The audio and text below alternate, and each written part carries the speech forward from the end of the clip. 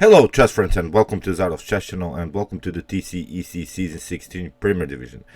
Crazy things happened in this season. I don't think that you have expected these outcomes, because in the finals we will have Stockfish against Allenstein.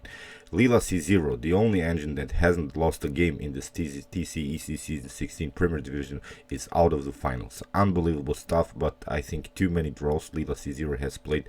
Stockfish and Allenstein have won many games, and I think they deservedly are playing in this finals. So I don't know what happened to this Lila C0, because it started really great in the tournament with some great tactical ideas, with some queen sacrifice wins, and with many great positional games. But as I said, too many draws costed Lila C0 the finals. So Stockfish, on the other hand, well, Stockfish didn't start maybe in the best way in this tournament. Has lost also some many games, but in the finish of this TCEC Season 16 Premier Division, it really played really aggressive, crushed all of his opponents, and also is now on the first place with 26.5 points. Allenstein with 26 points, and Lila C0 with 25.5 points on the third place. So let's see a game from the round 35. It was a game played by Komodo against Stockfish, and this was, I think, a critical moment of the tournament, because Stockfish was still behind Lila C0 and Allenstein, and then Stockfish really won many games, and eventually finished on this first place on this Premier Division. So as mentioned, we will have Allenstein versus Stockfish, and I'm not going to expect anything who win this finals, because my calculations were totally wrong. I expected Lila C0 to play against Stockfish, so I'm not going predict anything. I'm not good at predicting, but I think I can do a good analysis of this game played by Komodo and Stockfish. So let's see the game. We have here d4 by Komodo, d5, and now knight on f3, and now we have e6. This is a flexible setup here by Stockfish, waiting a little bit and see what white would do. We have here c4, and we have now e6. We have the Zuckertort variation, and most of the times, if you see your opponent is building this setup, it seems a little bit passive here. But probably black is going to transpose into this f5 move, into sort of a Dutch defense setup. So for those who are playing maybe as white and are playing against this e6, d5, c6 setup, I don't know, in 19% of my games my opponent transposed always into this f5 setup, and it's sort of Dutch defense, sort of a stonewall setup here with the move f5. And here Komodo chose, well, it's not I think one of the best lines with the move e3, blocking out this bishop, because this bishop's activity, and after the move bishop on d6, I just want you to compare these two activities of these two bishops. Of course, white has the better activity with this bishop on d3. Of course, you see, black doesn't have a good bishop on c8, but after this bishop on d3 and now f5, you see knight on c3 was played, and now knight on f6. Here queen on c2 was played. Still black has the flexibility of this bishop, maybe go through this types of moves, bishop on d7, bishop on e8, and then bishop on h5, to somehow develop this weak light square bishop. It's a common idea in the Dutch defense setups here, to somehow to get this bishop back into the game. But I wanted to also show you a good line from white's perspective. If you play against this stonewall, these types of setups here, building these fortresses and light squares, well, the main idea about this for setups is, of course, that white has the control of the dark squares. Meanwhile, white has the control of the light squares with this pawns here. And whenever you have this static setup here in the center, you can you can simply go into positional trades of pieces, because you see in this game, this bishop is the best piece on the board. Here, this best minor piece, of course, the queen is of course the best piece on the board. But here, if you compare this knight, compare this bishop on d6 is really powerful. So one of the main ideas in this setups could be to simply, after castling, to play b3, and after c6 to go simply bishop on a6. It's a common line here to play against this bishop on d6, and now you have really forced your opponent to trade off this very important dark square bishop. After bishop takes on a3, we have knight takes on a3, queen on e7 can be played, and now we can even try knight on c2, or even knight on b1. Is not even bad, because we get the knight again on a very active square. And now if we can compare these two activities of these two bishops, the light square bishop here of white is simply better. Black will have troubles with this light square bishop on c8. So that's why you see here in this position, after queen on c2, this bishop on d6 is very powerful, and you cannot do this b3 move anymore, because after castling, if you try now again knight on b1 in order to play this move bishop on a3, then knight from b to d7, and after bishop on a3, you see we can simply take. If knight takes, then queen on a5. You see this setup is too slow. You lose also of course the knight now, and it would be game over. So that's why queen on c2. Here, knight on e4 was played by Stockfish. Is also common idea in the Stonewall setups, in this Dutch defense setups, to simply cement the knight on e4. Here, bishop takes on e4 is not good. After f takes e4, you have to go somewhere with the knight. You cannot go, of course, here on an active square like h4 or g5. You have to play on a passive. And now, after castling, we would then have this open f file. Combined with this bishop and the queen, it would be, I think, even game over here for white. So here Komodo simply castled, Stockfish also castled, and now we have b3. You see, bishop on b2 is of course the continuation, but this bishop is really not good. It's blocked out by this pawn on d4, and this bishop will be a huge problem in the continuation of the game. You'll see why. Here comes this idea, bishop on d7. Not to play knight on d7 immediately, because it leaves you again this bishop blocked out. You need again another move in order to develop this bishop. Bishop on d7 perfectly good positional move, of course, with the preparation to play bishop on e8 and then bishop on h5. And if that happens, then we have all of our pieces on good squares. The bishop aiming here on h5, this bishop on d6 has a perfect activity, and this knight on e4 is creating this very important space advantage on the fourth rank that I've always liked to explain. If you can cement something on your opponent's other side of the board, it's of course a great idea. And now, well, Komodo makes, I think, this first inaccuracy in the game, g3.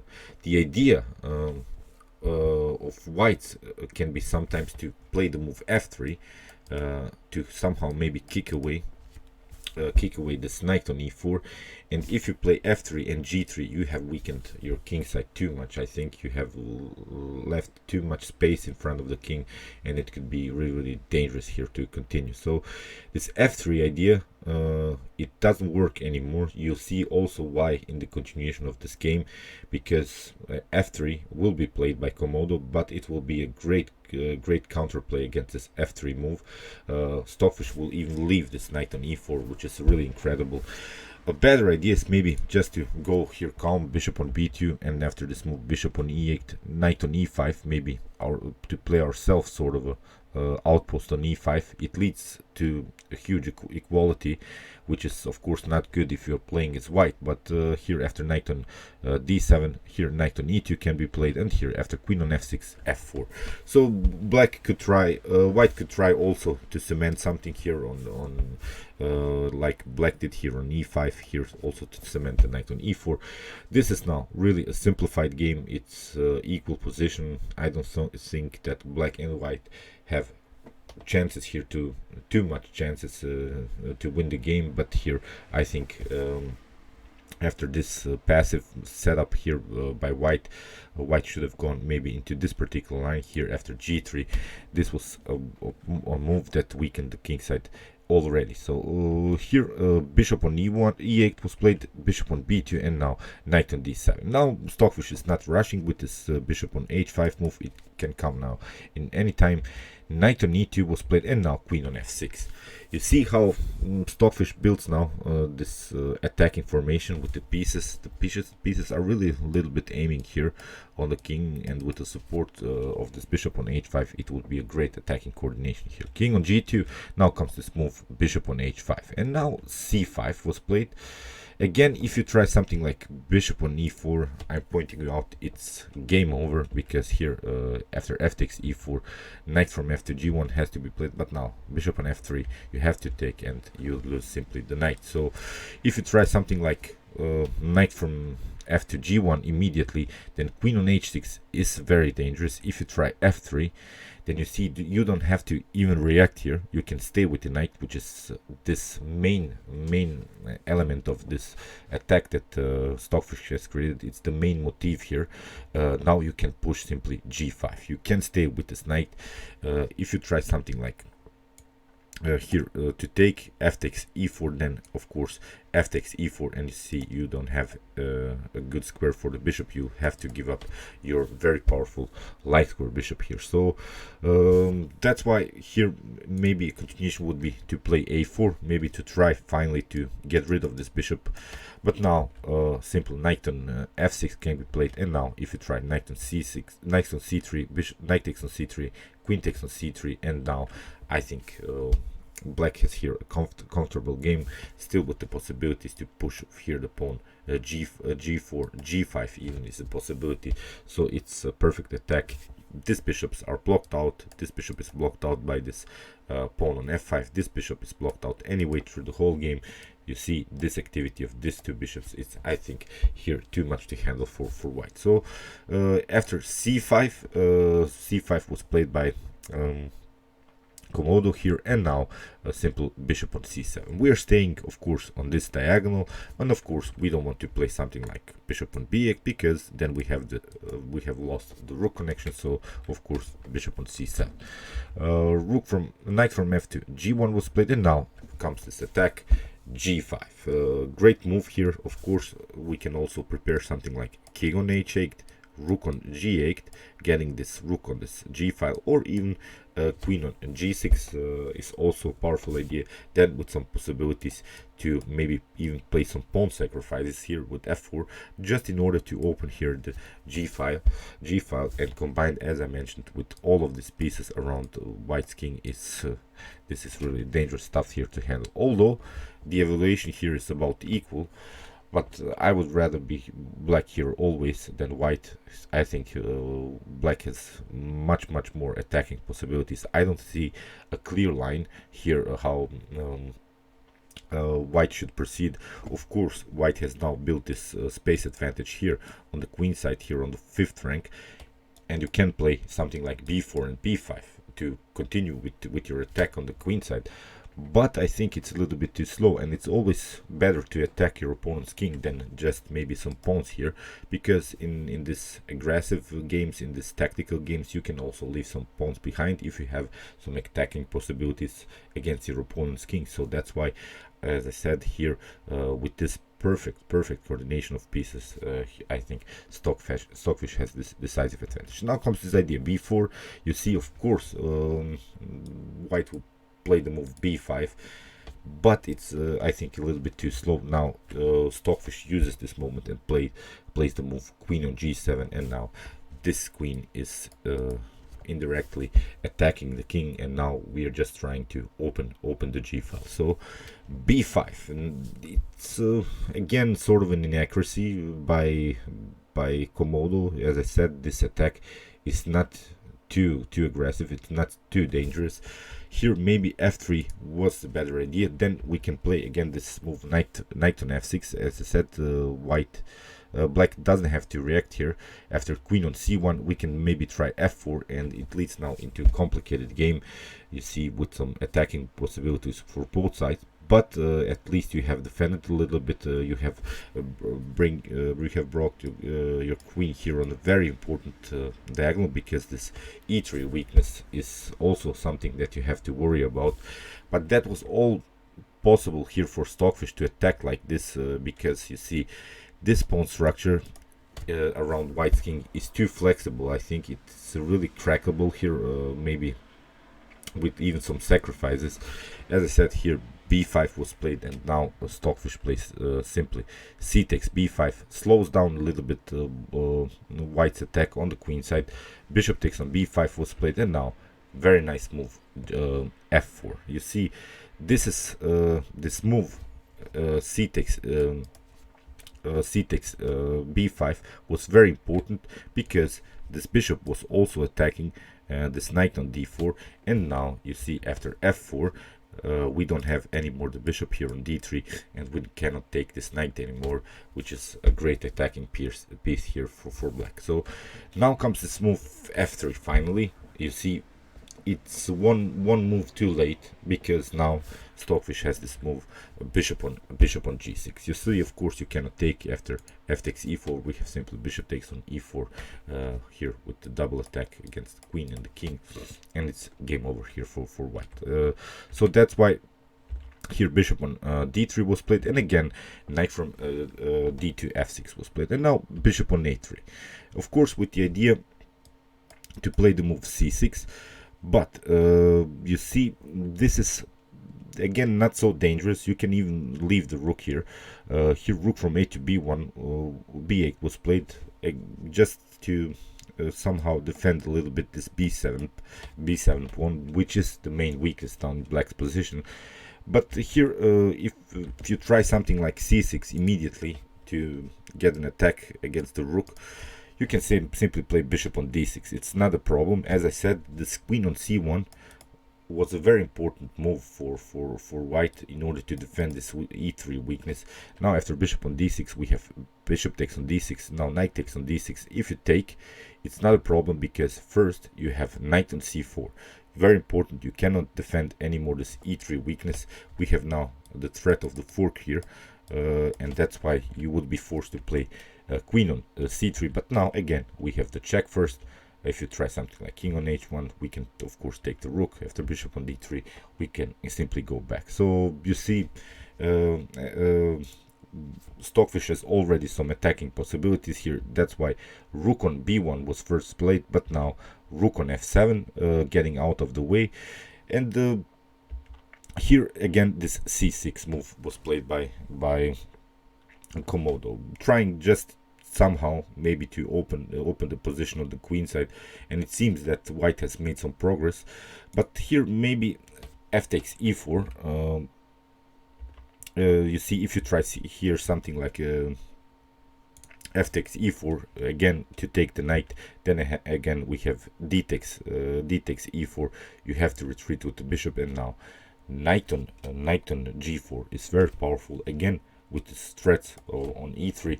So that's why you would be forced to play bishop on c1. But now very nice move here. You see f3. You see, you can never take this knight on e4. This is the main tactical idea of Stockfish here. If you try something like king on h1 to escape, we have even this sacrifice, knight on h2.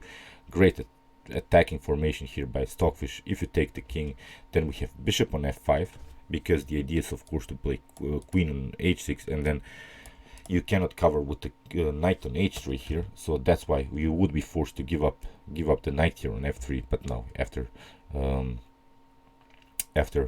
e takes f3, you can maybe play something like e4. But now again you're staying simply on this very important diagonal with the preparation to play the move queen on h6. And now after e5, it would be really game over here. Very nice move, queen on h6, and then you can also take the knight. You can also threaten checkmate. You have several options here, and it will be game over for white. So c6, you see, it was a better move, you see, than just to take this knight on e4. You see how long Stockfish stays with this knight.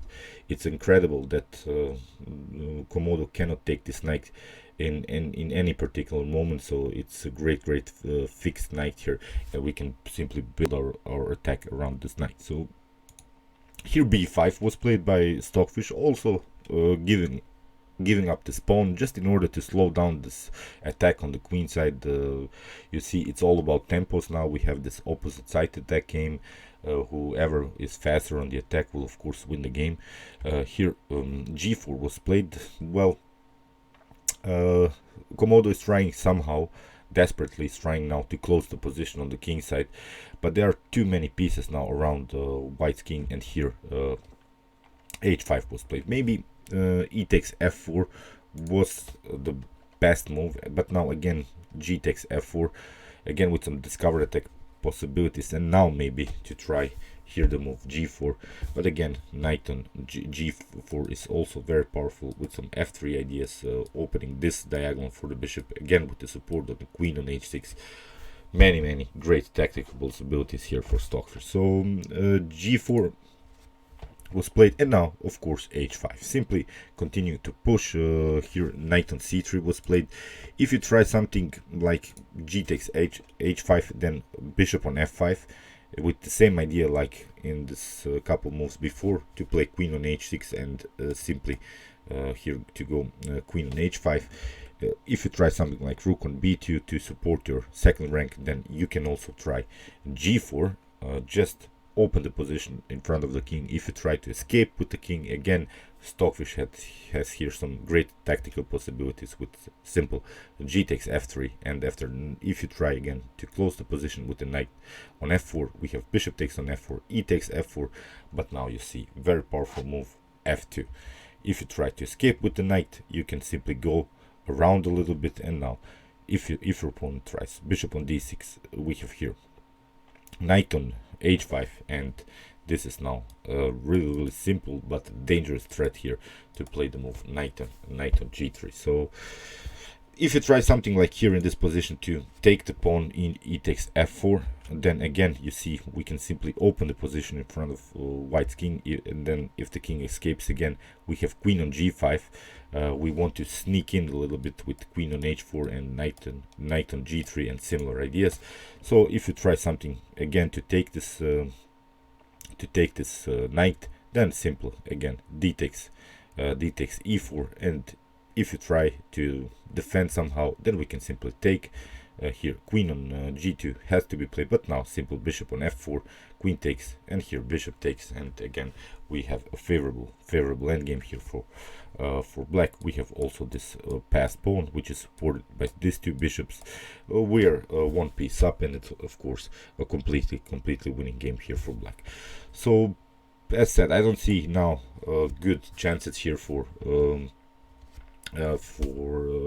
Komodo. After knight on c3, here Stockfish simply continued to open the position. We have h takes g4, we have now e takes f4, but it's not a problem here, again with the idea to sneak in somehow with the queen, of course with some discovered attack possibilities. If you take f takes g5, great attacking play here by Stockfish. Bishop on c1, you see Komodo is desperately trying now to defend here on dark squares. As I said, queen on c1, you see like 10 moves before, and bishop on c1, whenever you lost this connection between the queen or the bishop on this dark squares, and here when you don't have this protection of this e3, it gets really dangerous. Now this bishop that was placed on d6 in the first place, it's really the best piece on the board, and I've talked about this piece activity about these bishops in the beginning of this opening. You see now how important it was to somehow maybe trade off this dark square bishops, like here in this particular opening line. Now I don't think that black has here good chances to win the game, although you can still create this knight on e4 outpost.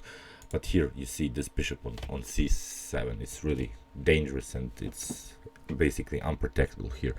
G takes f3 was played by simply here by Stockfish, opening here the rook takes on f3, but now simple g4, kicking away the rook. You have to play rook takes knight rook on g3, and now of course bishop on f5, protecting here, creating again a compact position. Here the weakness on f4 stays. We have again cemented this very important knight on e4. We're playing, as I said, simply around this knight. knight on d1, and now of course knight takes on d3. We have rook on b3. If you try something like h takes g3, then we have simple bishop takes on d3, and it will be again game over for white. So that's why here rook on b3, but again it's game over. We have simple bishop takes on d3, queen takes on d3, and now knight on f5, simply closing the position again on like squares. We have again a better coordination of these pieces. Again, all of these pieces are participating in the attack. We have also some possibilities again to play the outpost here on e4, and it's game over basically. But let's see what happened. Knight on f2, and here Stockfish finds again another great tactical move. Knight on e4. If you try something like knight takes on e4, and here after d takes e4, of course you cannot take here, because if you take, then we have knight on h4, and it will be game over because you lose the queen with this discovered check. So great attacking play. As I said, here knight takes on e4 was played anyway. After d takes e4, here queen on e2 was played, but now knight takes on d4 with fork, queen on g4. This was really a desperate move because we have simply rook on g7, rook on g3 was played, rook takes, and here king on f7 and bishop on e3, and in this position Komodo even resigned.